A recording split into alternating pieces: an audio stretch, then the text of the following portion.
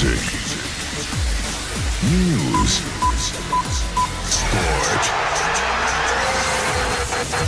Every day for you on the web. LecoChannel.it. The Blue Light Blue Radio. Sul punto di battuta non riesco a vedere chi sia, mi sembra Lenoci, però non vorrei sbagliare. La palla verso Nava che abbranca con sicurezza al centro della propria area piccola. Bravo. Questi palloni le lasciava, no, ma poi le lasciava magari battere a terra e le riprendeva, invece l'ha abbrancata con sicurezza. Intanto attenzione Castagna, lanciata in aria, messa a terra. No. Non c'è neanche il fallo, ma neanche l'ammonizione per simulazione, perché dell'area di rigore bluceleste, seguendo l'attacco Bustocco. Sai cos'è, Stefano? Adesso lasciamo finire l'azione e poi ti dico una cosa. Di sabato. Addirittura in porta Nava c'era, però. Guarda anche la linea adesso che bella che è. Attenzione però, elude il fuorigioco con l'esterno a Galli che salta netto Bellanca, la palla al centro e nessun Bustocco interviene. Lenoci rallenta e serve largo Santana che è rientrato per tempo dal fuorigioco. Santana entra in area, la battuta fuori dal lato opposto. Parte bello al centro, sì. Scaglione impatta ma la palla finisce out dalla parte opposta. Attenzione adesso invece l'azione di Galli, ancora entra in area, salta Bellanca, Galli, la conclusione smorzata. Non stiamo facendo nulla, non stiamo difendendo, non stiamo spingendo, è proprio dove soffriamo di più.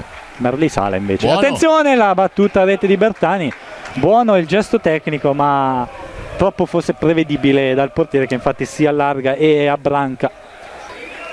3 in barriera sulla linea dell'area di rigore, Santana se ne va.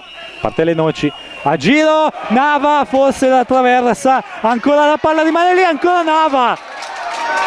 Sulla prima tentativo forse l'incrocio, ma Nava c'era, ma sul secondo veramente Nava si è immolato su Santana che però credo fosse in posizione irregolare. No.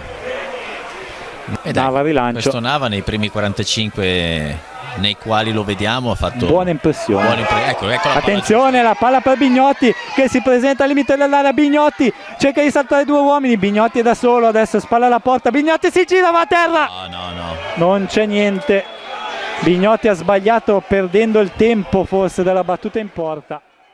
In avanti dove c'è Bertani che ha uno stop fenomenale.